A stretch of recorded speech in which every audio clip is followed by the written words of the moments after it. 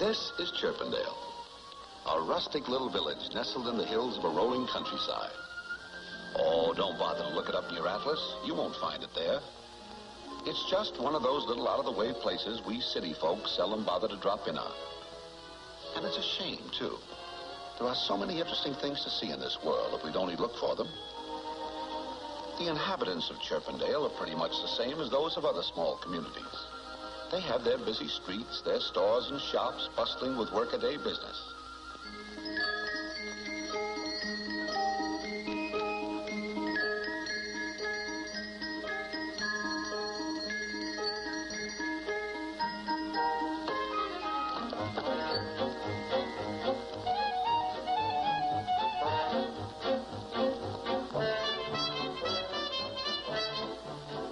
There goes a customer now. That's what I call service.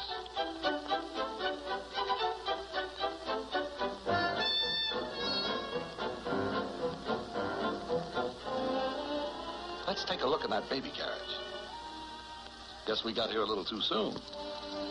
Naturally, a town of this size has to have a transportation system.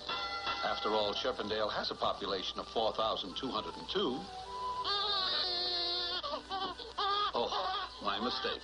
4,204. Yes, Chirpendale is really a growing community, and it has its share of civic pride, too. Here's a statue of a couple of its heroes. These silent pioneers keep a stony watch over the youth of the town as it relaxes among the shady trees.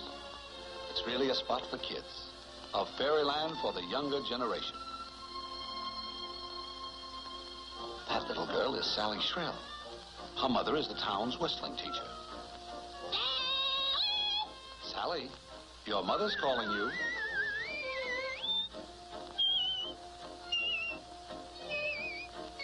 Of course, no modern community would be complete without lots of signboards to enhance its beauty.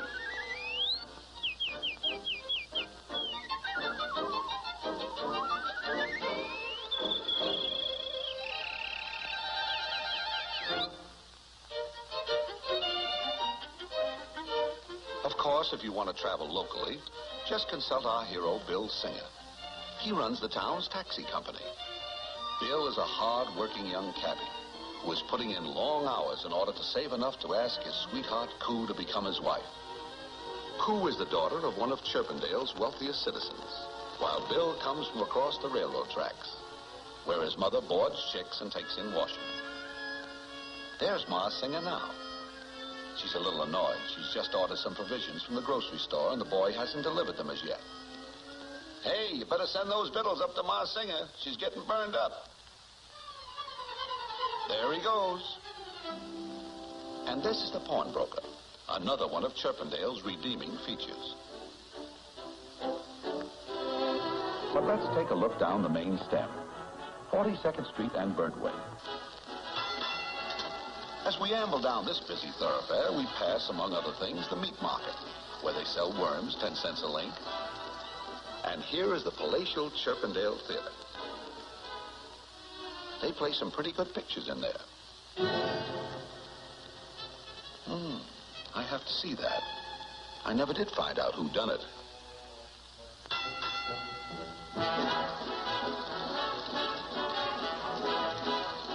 Down at the end of the street is Chirpendale's main hotel, the Wren Rest.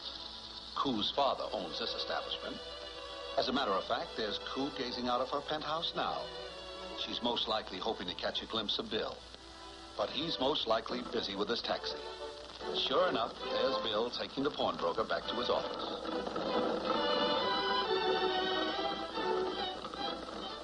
Up at the end of the street is a village church, the Wee Kirk of the Feather.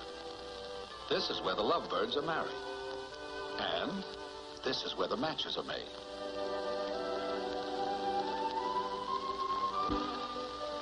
For every love match she makes, she puts one in the fence. Beatrice is a pretty swell old gal. She takes care of everybody's troubles in town, including this young man. That's Johnny Loon. Folks call him the village idiot. There's his favorite actor.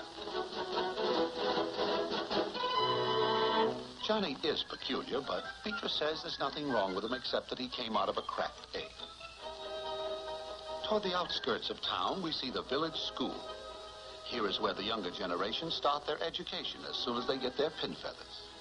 Their teacher is Professor Plato Spoonbill. He teaches that the world is shaped like an egg. Hey, there goes the recess bell. Let's go outside and see what the kids do for recreation. I'll bet the prof needs a little relaxation himself after being penned up with that bunch of fledglings all morning. You know, even though they have wings, they're not all little angels. Yeah, my bad first, but I still say the world's not shaped like an egg. It's round, it's round. Well, right or wrong, Homer is really upset.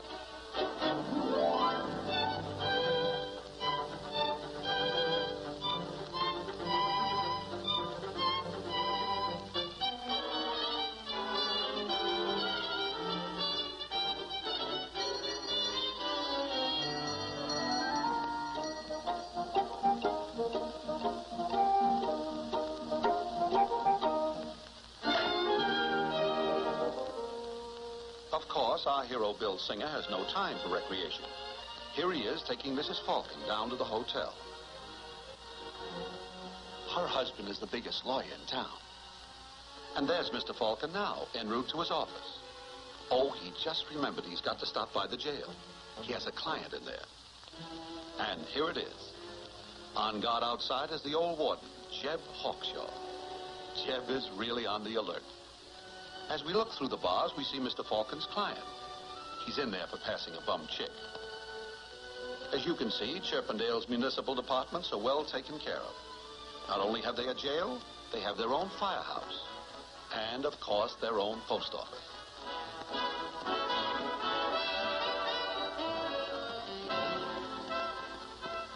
Even the park has all the modern conveniences. Here's the very latest thing in outboard motors. Sally, your mother's calling you. No, not you, Johnny.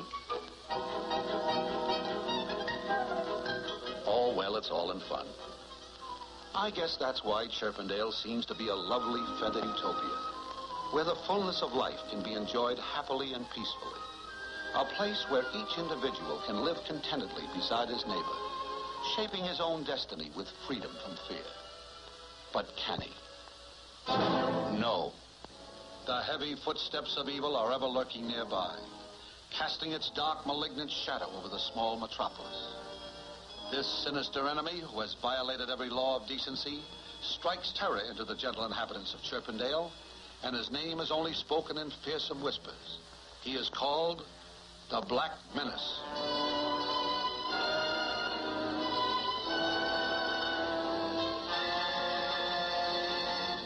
Throughout the ages, he and his kind have preyed on the friendly little people of the wood, despoiling their nests, stealing their eggs, and carrying off their young. He mocks and sneers to show his contempt for the forces of justice. But Chirpendale is not asleep. Not too far away in a secluded spot, the citizens, under the leadership of Bill Singer, are working on Operation Scarecrow. Every day after work, you'll find Bill toiling diligently with his neighbors to bring about the destruction of the Black Menace.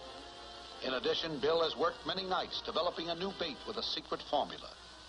Hey, Charlie, push that wagon out of the way. I want to show these folks Formula 303. There it is. Surefire crowbait. Of course, having a bait in a trap is one thing, but catching the Black Menace is another. Because, believe me, he's a crafty, tough hombre. But, for the moment, let's turn our thoughts to lighter things. For this is not the time for morbid fears. It's a day for laughter and gaiety. The Starling Brothers Circus is in town. The big show is tomorrow, but the parade's today. And here it comes up the street now.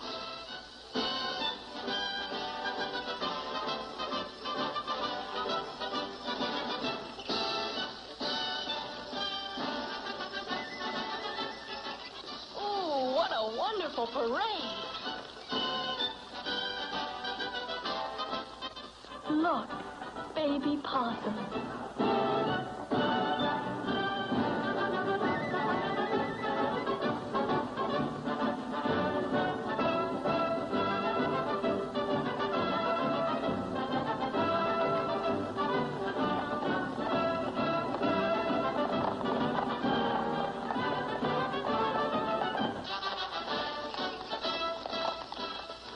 circus performers.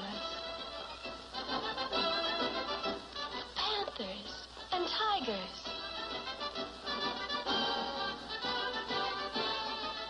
Everyone is down watching the parade. That is, everyone except Ma Singer. And she couldn't go because she had to work.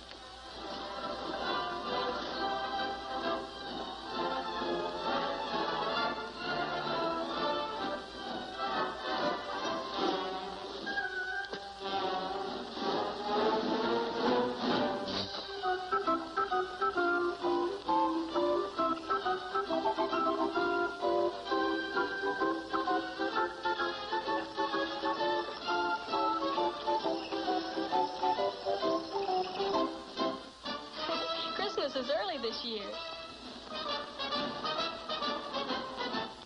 And so is Thanksgiving.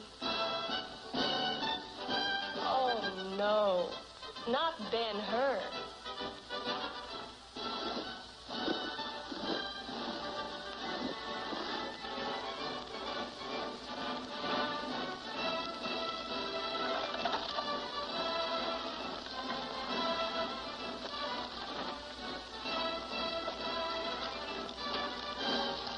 What's the matter, Buttons? Break 'em. That's the way the laundry does.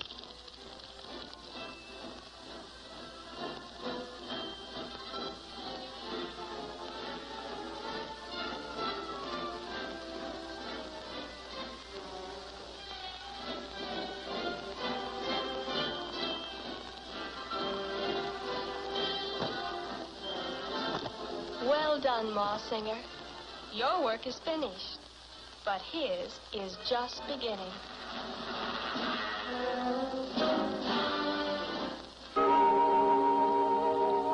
Well, the day is over, and night has fallen on Chirpendale, with the moon casting its soft, luminous glow over the drowsy little hamlet. Most of the little guys and gals have gone to bed to rest up for the big day at the circus tomorrow. But a few linger on, like these two sweethearts, Bill and Coo. These two kids really have it bad, and it's so natural. For in Chirpendale, love, happiness, and contentment blend together in harmony, like the soft chord of a great composer's masterpiece. Come a little tune like lovebirds do. Live a honeymoon your whole life through. All your cares take wing with you and sing. And learn to hear and coo. Every winter day will seem like June. And on cloudy nights you'll find the moon. If you try a song, you can't go wrong. So why not hum a little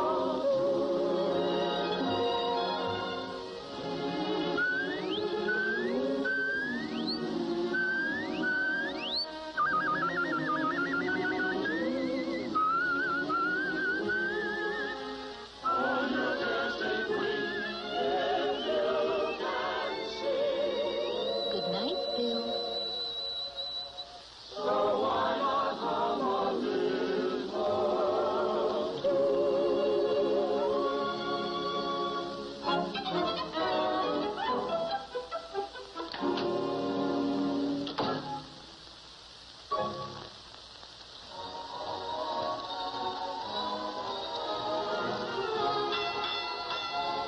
Of course, Chirpendale hasn't completely rolled up the carpet.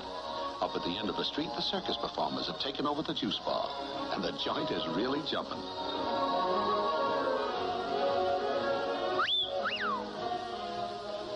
There's one in every town.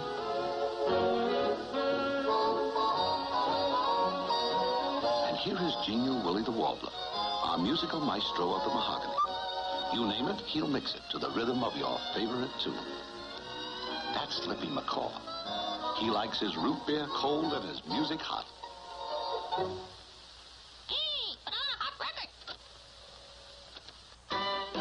When every birdie I meet is singing tweet, tweet, tweet, tweet, it makes me feel I want to tweet. tweet, tweet, tweety, too. When I go walking in spring and hear those love birdies sing, then I am sure I need a tweet, tweet, tweety, too.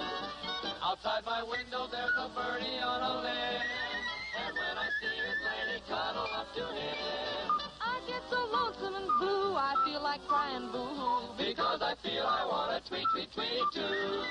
All the birdies at me singing tweet, tweet, tweet.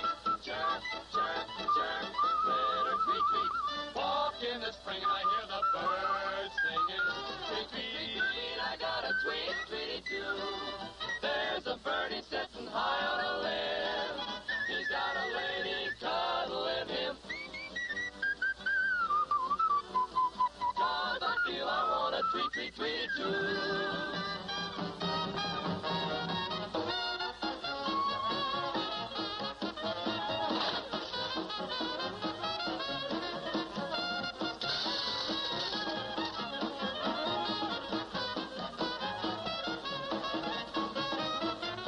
Somebody hit it, huh? Yes, fortune seems to be smiling on Chirpendale tonight as the last of its weary citizens prepare to call it a day. When suddenly, out of the night, without warning, the Black Menace strikes.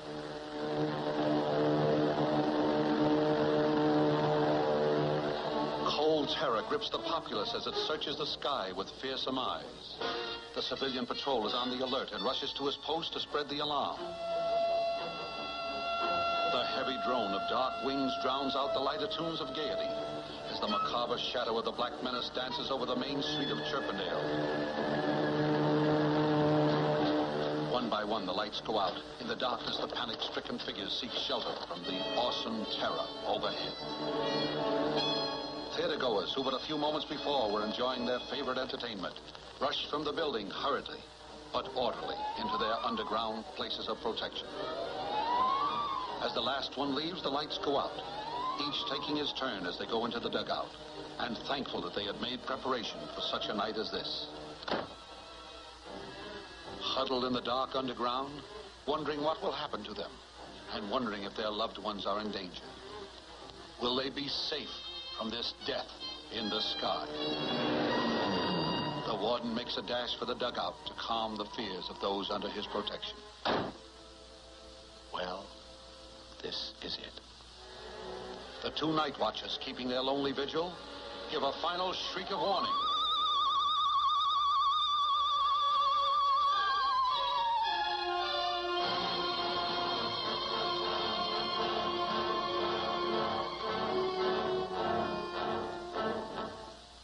Alone with fear clutching her heart, Koo casts a wary eye on this monster.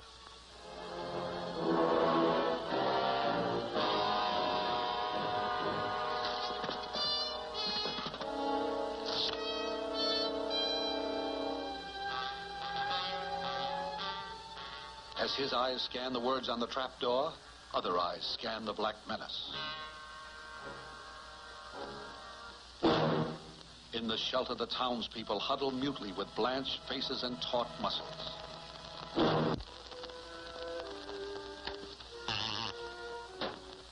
Stunned by this bold impertinence, he turns to wreak vengeance with acts of vandalism as the night watch follows his every move. Cautiously, he eyes the streetcar. What is this strange contraption? A booby trap? Deep under the ground, there is a deathly quiet. With slow, measured tread, the dark invader stalks toward the next objective of his fury, the Renrest Hotel. Inside his evil mind, a crafty plan is taking shape. His sadistic brain is working furiously, when suddenly a fiendish inspiration possesses him. He is going to use the greatest of all destructive forces, fire.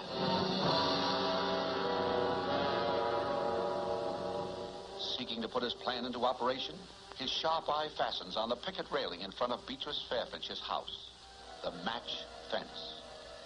Ironically, what seemed to her an innocent, humorous display of her vocation now becomes an instrument of death and destruction.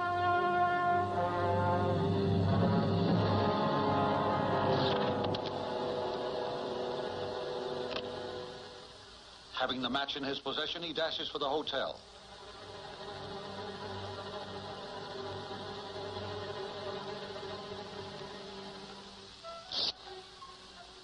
Holding his fiery torch, he goes to the rear of the hotel and drops it in a pile of rubbish. With his dastardly deed done, the Black Menace takes for cover.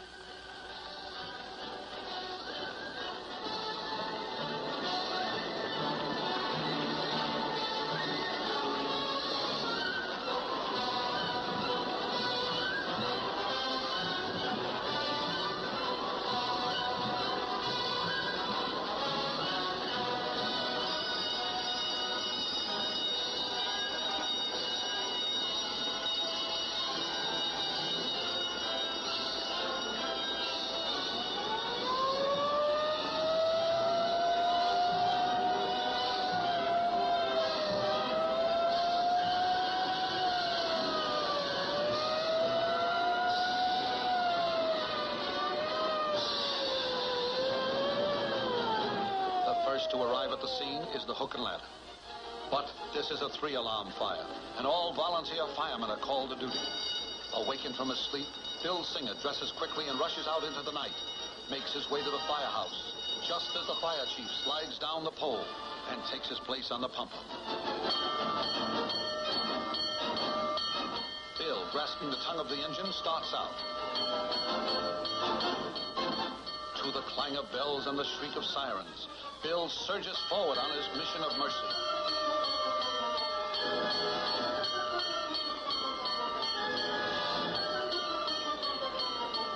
The hotel is now a burning inferno, but our hero grabs the hose and rushes in.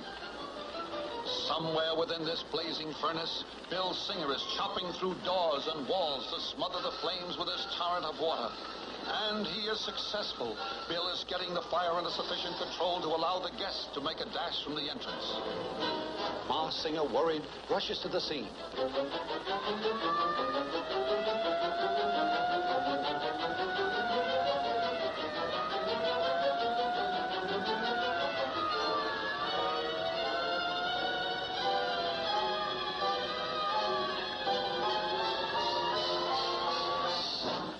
Bill Singer, of course, is the last to leave the building, convinced that all are safe.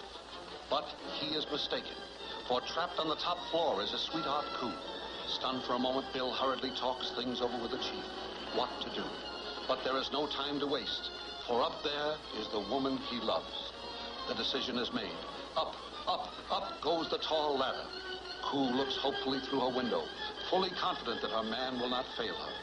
As the ladder reaches the edge of the roof, Bill starts his perilous climb. The crowd below watches breathlessly.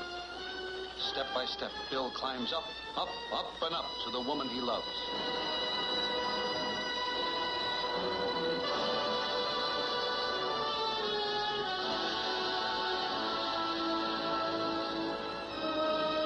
Below, the sound of crashing glass tells him that Bill Singer has broken through.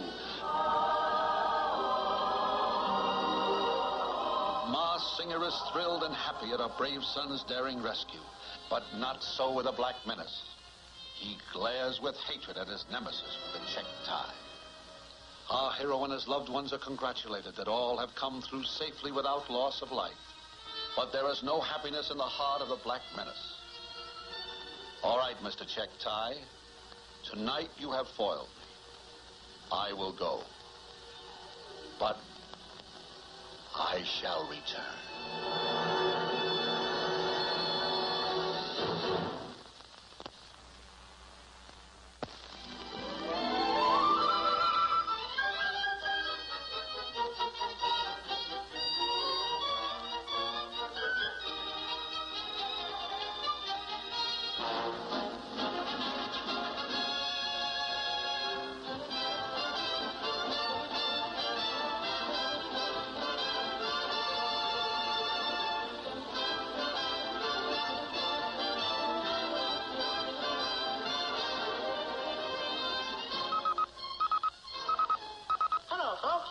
Your announcer, Wingy Chattermouth, bringing you an on-the-spot announcement of this gala occasion. Here in the park, Bill has just helped his fiancée, Koo, into the balloon. And listen to that crowd cheer. I think the celebration is about to begin, so I will now turn the microphone over to His Honor, Mayor Gladwell Bentby.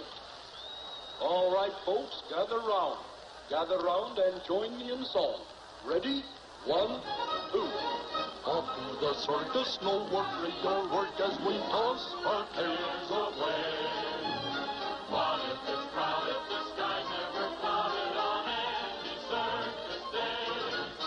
We'll drown all our sorrows and sing lemonade. Laugh at the clouds on parade. And we'll eat cotton candy and everything dandy on Circus Day. Let us hurry, we're on our way. It's all so gay, let's shout hooray! Hurry! Be careful!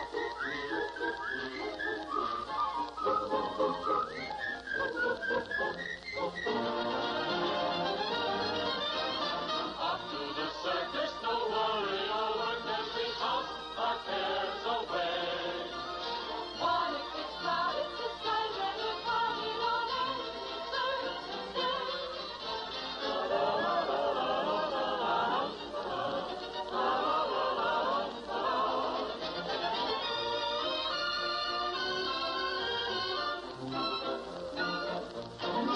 On the midway, the Ferris wheel, the Kitty's wheel, the Parker's wheel.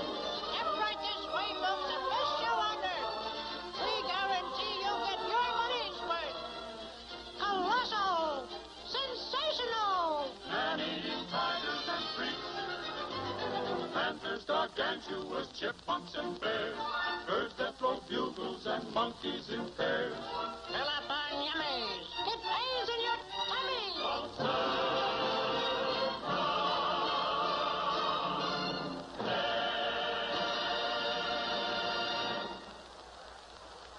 Your attention, please. Hiya, hiya, hiya. Introducing a freak of nature, the only bird in the world that imitates a bugle. And now, on the other side of the midway, presenting a whole congress of wild and ferocious beasts, collected from the 4 quarters of the globe. South American payumas. Oh, gargantuan! Yeah, descended from people, you know. From their native haunts at enormous expense by the famous Starling Brothers Circus. South African full-blooded jungle bred lions. Royal Bengal. Now, don't look too canty. Everybody wants to get me at. Chickadee, the bearded ladybird. Also the pussy bird. Half cat, half bird. From the waistline up a cat, and from the waistline down the body of a bird. She lives, she laughs, she talks, she breathes the same as you and I today. All right, folks, hiya, hiya, hiya. Attention, everyone. Our guests of honor, Bill and Co. are coming in at the end of the midway. Bill and Co. now coming in. Everybody down to meet Bill and Co. Look out, Bill!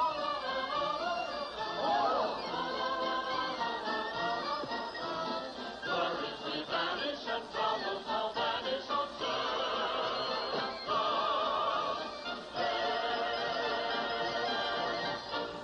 While the folks are welcoming Bill and Coo, let's take a look around. You know, these Starling brothers have a pretty complete circus. Taking no chances on the local lighting facilities, they have brought along their own power plant. That's the engineer, Charlie Chinchilla. Let's see if we can find out how it operates. Hey, Shorty, will you show the folks how the generator works?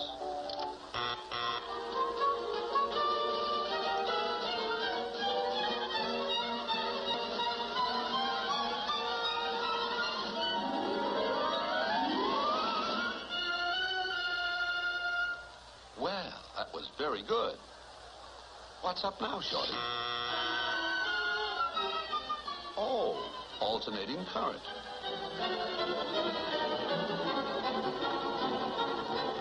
In addition, they also have their own Wild West show. Here we see a lovely daughter of the noble red man, Princess Parrot. Say,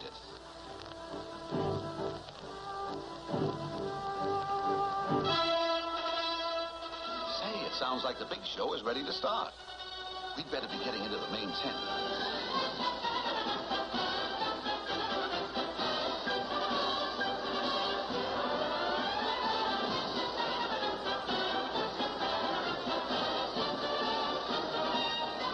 Step forward to the main tent, folks. Step back, boys. Step back. You bother me, boy, when you get off the platform.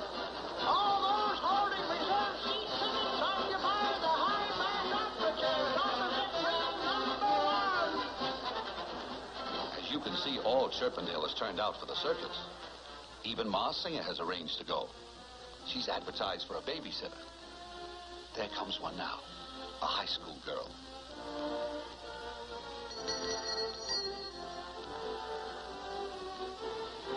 Well, come on, start sitting.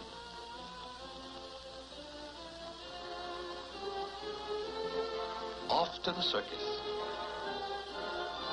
So excited she forgot to take her apron off. The audience are all in their seats. Uh-oh. There's always one of these guys.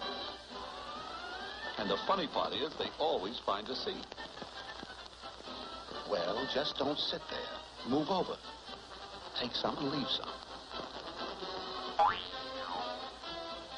Bill and Coo enter their private box. Oh, not here, Bill. And the first act, Barrel House Egbert.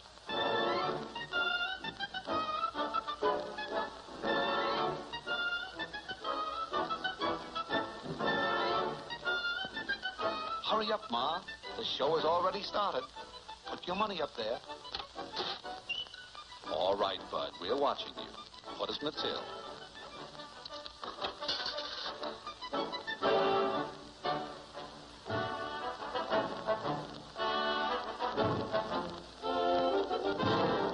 Hey, there's one more. Go ahead and do the last one. Thank you.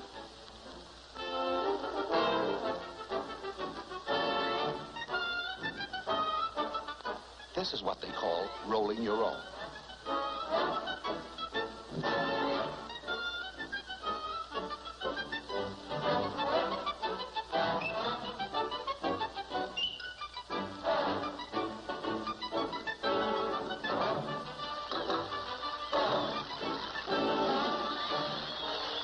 And there's Ma Singer having the time of her life.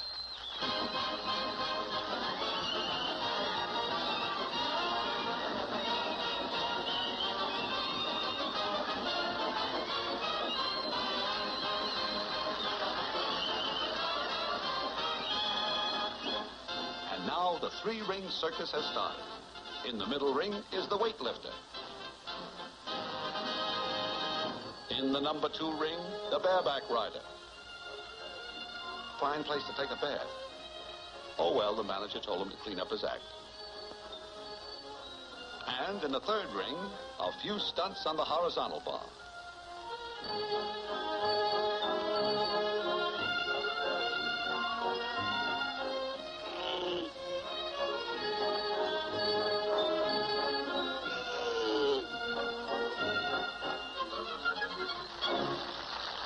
Next is bottoms-up building swing. He's the only bird in the world that stands on his head. He started out to be a flagpole sitter, but switched. He's now a funnel upender.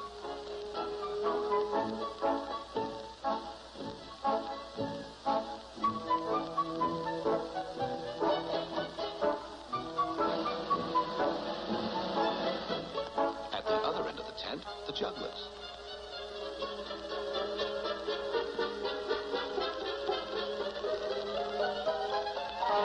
Look, Ma, no hands.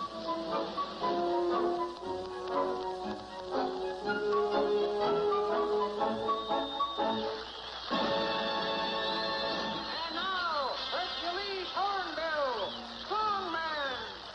Come on, Hercules, show the folks how strong you are. Pull the elephant down by the trunk. Now put him back up. Now go around the back and pull him down on his valise. Come on, Hercules, pull. Now make him lie down. Come on, Hercules, you can do it. Now go around and make him roll over.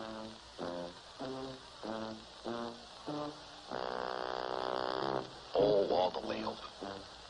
Now set him back on his feet. He only weighs 20 times as much as you do. That's it. Now jump up and take a bow.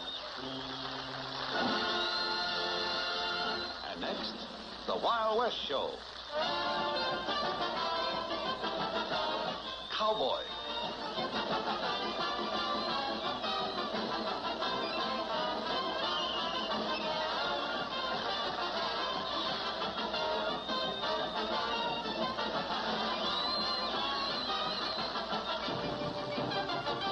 An Indian.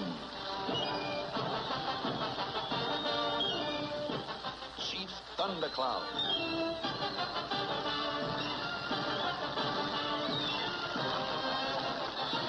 Coming out of chute 10, Dynamite, never been ridden.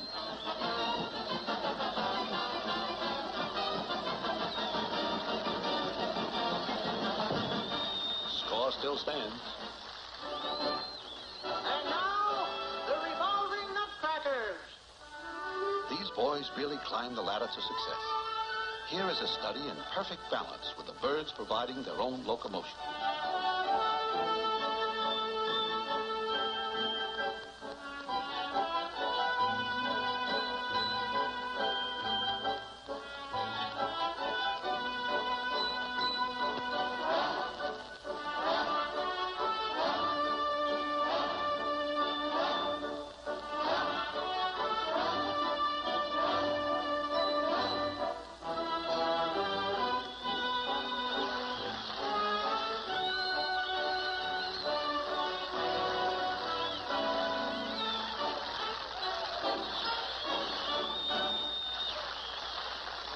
And now the same two boys doing the same trick after somebody spiked their birdseed.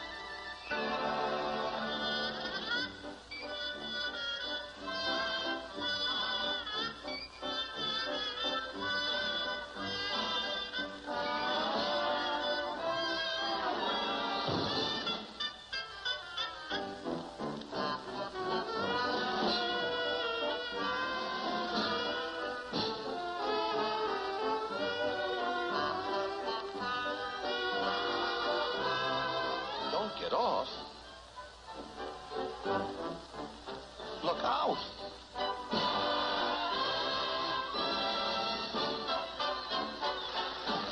Your attention, please. And now, the world's champion motorcycle rider, Cannonball Twitchett, will attempt to break the world record of 150 miles an hour right before your very eyes. Here he is, Cannonball Twitchett. All right, Cannonball, let's go. There he goes. 5, 10, 15, 20, 25, 30, 35, 40, 50, 55, 60, 65, 70, 75, 80, 85, 90, 95, 100, 15, 110, 115. But the audience is going wild. 135, 140, 145, 150. He did it. Thank you, Cannonball Twitchett. Thank you, Cannonball Twitchett. Oh, something's gone wrong. Cannonball can't stop that motorcycle. Hold on, Cannonball. Hold on. We'll have to get on with the show.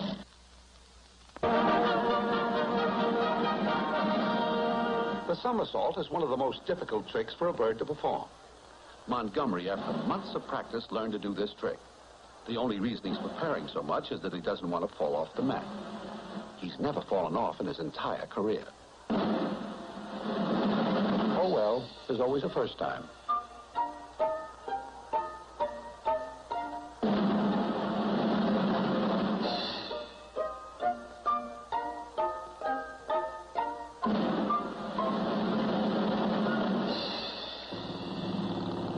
He's even got the cat doing it. Next act, drop along and feather bee. Acrobats. This is Drop Along, showing how to do a flip from the horizontal bar. He's doing this as a warm-up for his partner. And And this is Featherby, star of the team.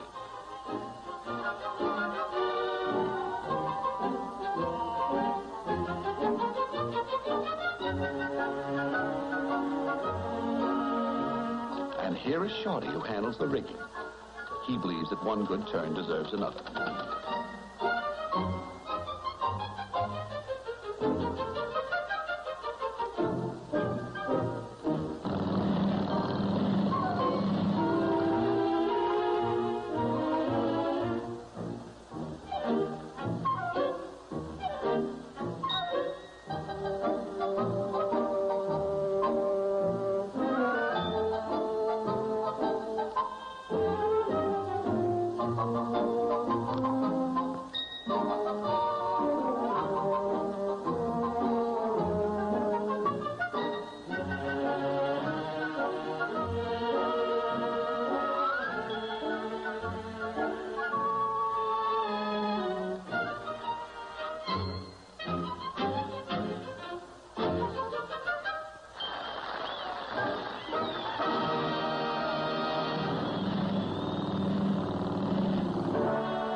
And now our prima donna, Tilly Titwillow, on the Roman rings.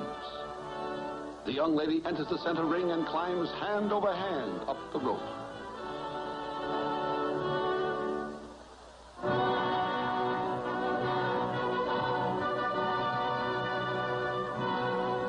This guy has the softest job in the circus. He got it by pulling a few strings.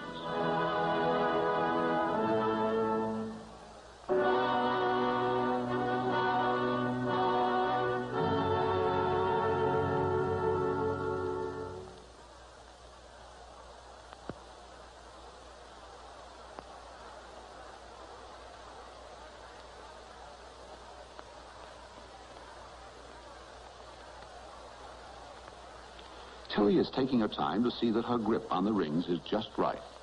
And I can't blame her. One slip would be fatal. After all, there's no net down there.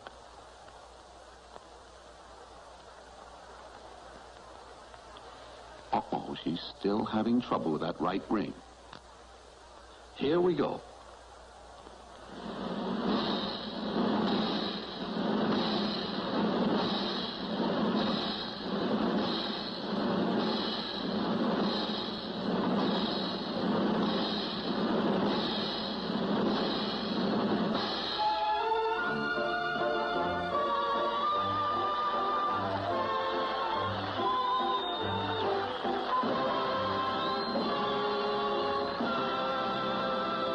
Look, Cannonball is running out of gas.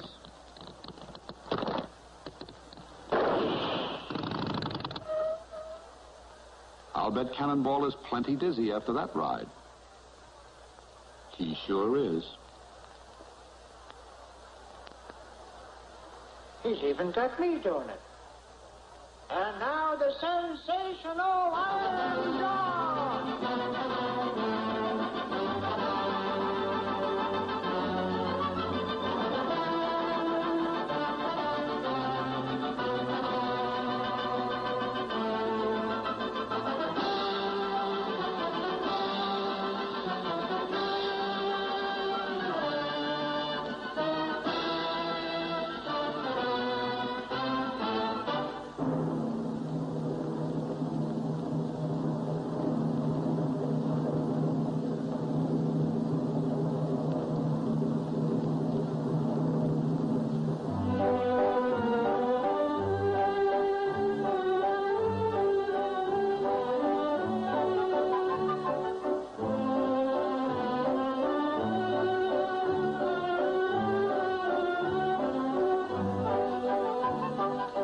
Shorty, you've got 2 lives in your hands now.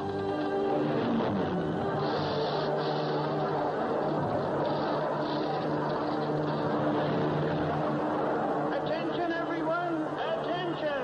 Please keep your seats. Everyone, please remain in your seats. It's probably just the carrier pigeon coming in with the mail. Someone turn down those house lights and we'll go on with the show. I tell you, there is nothing to worry about.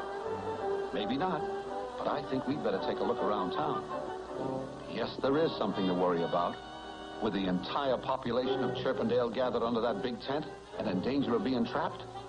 If only there was some way to warn them. But there's no one in town. I'm wrong. There's Johnny Loon. Now, if only his pixelated little mind can grasp the importance of this situation. And I think it has. Johnny, mounted on his faithful steed of knotty pine, gallops off to spread the alarm. But can he evade this monstrous enemy as he slowly treads the main street in search of his prey? Uh-oh. Taking no chances, Johnny races up the side street as the Black Menace turns and slowly retraces his steps to make sure he has overlooked nothing. Johnny, keeping close to the buildings, stealthily makes his way back and slips into the theater lobby just in the nick of time. As the big bully walks slowly by, Johnny shrinks back into the shadows. Don't move, Johnny. The slightest noise and you'll be a dead pigeon. Go ahead, Johnny. Go ahead. Make a dash for it. Who called this little fellow an idiot? Did he hear something? Don't let him catch you, Johnny. Spread the alarm.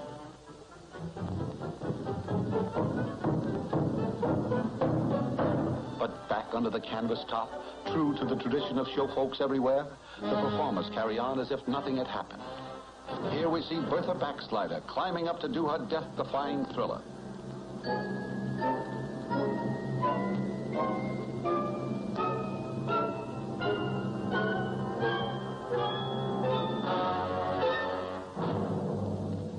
All eyes are glued tensely on this daring young lady as she reaches for the hook and starts the slide for life.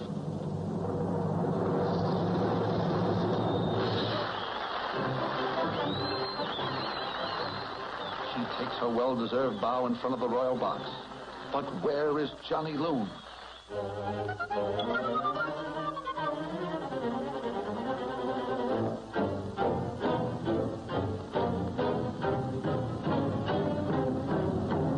Still the performance goes on with Smokey Hazard, the Firebird.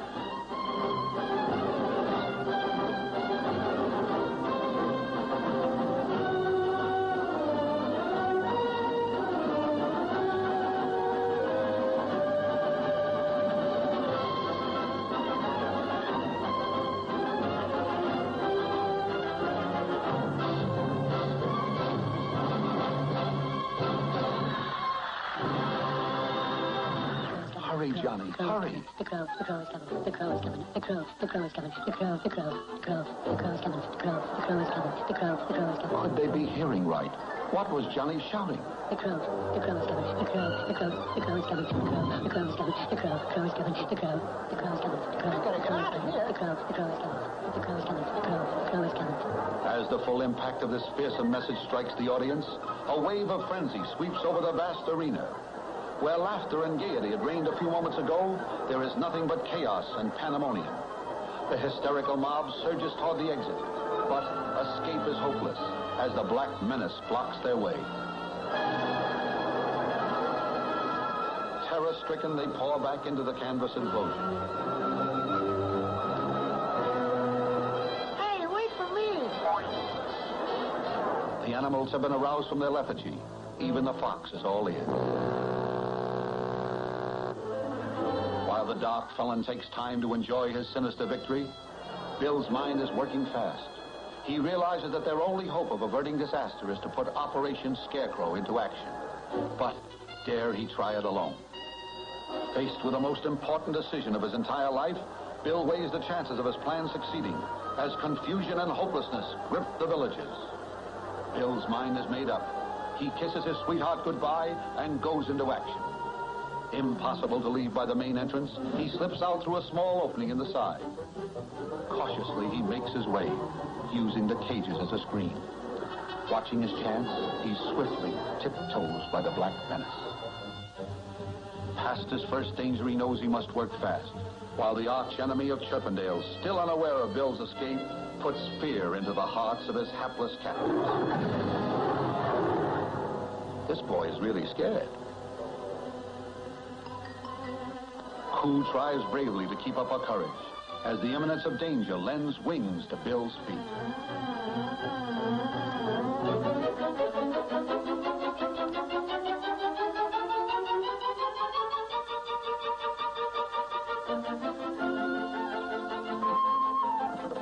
He'll need his taxi to speed up his plan, and secret formula 303. Time is the most important element, and he must make the most of it.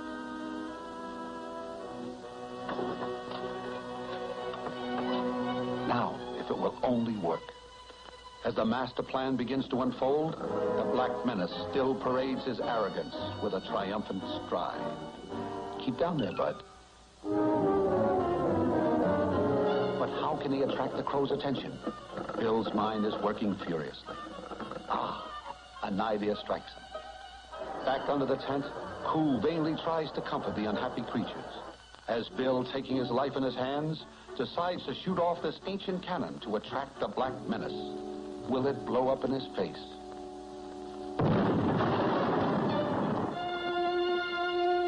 To make doubly sure, Bill reloads and fires it again.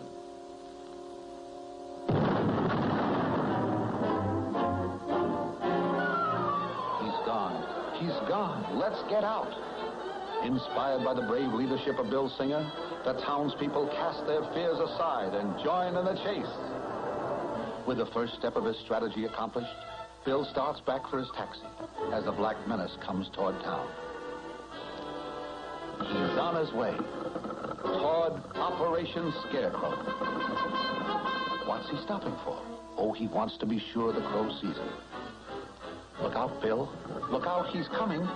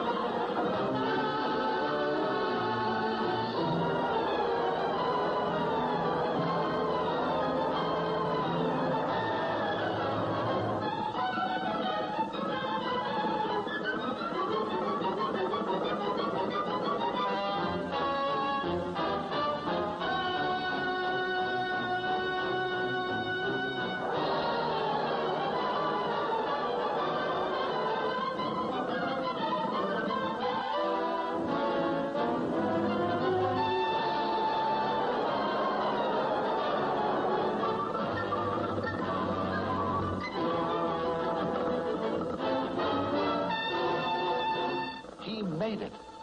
With the speed of light, Bill opens the bag of bait and climbs out through the rear. The Black Menace comes to a halt. He spies the bait. But will this crafty demon fall for a trick like this? Bill, not daring to breathe, watches tensely, hoping against hope that after all their effort, this plan will not fail. Will the militia ever come?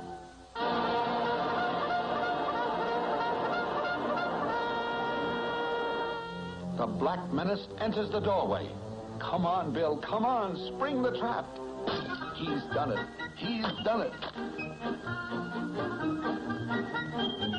Yes, after months of preparation, Operation Scarecrow finally paid off. With cries of delight, Bill's friends and neighbors rush in to congratulate him. Once again, he is the man of the hour.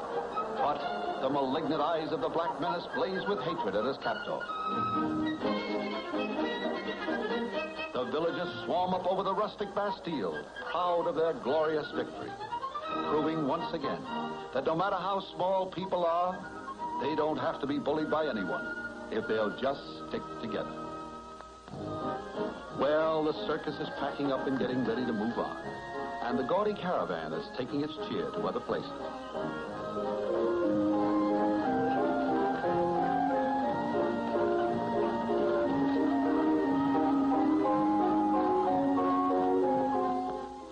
Naturally, like all true lovebirds, Bill and Koo were married.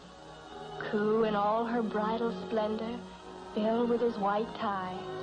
His Honor Mayor Bentbeek performed the ceremony. It was a quiet little wedding, just the family and a few friends. Of course, Ma Singer was there, wearing the same dress that she was married in years ago. What a thrill when Mayor Bentbeek said, I now pronounce you bird and bird. It's over. It's over. Mr. Singer, please kiss the bride. Oh, Bill, don't. You're acting like a fool. Oh, that's embarrassing, Bill. Stop now. Please, Bill. Oh, Bill, please. Oh, now you're acting like a fool. Please, Bill. Oh, I was never so embarrassed in my whole life. Oh. Mayor Bentbeek says he can't understand these goings-on. He's perplexed.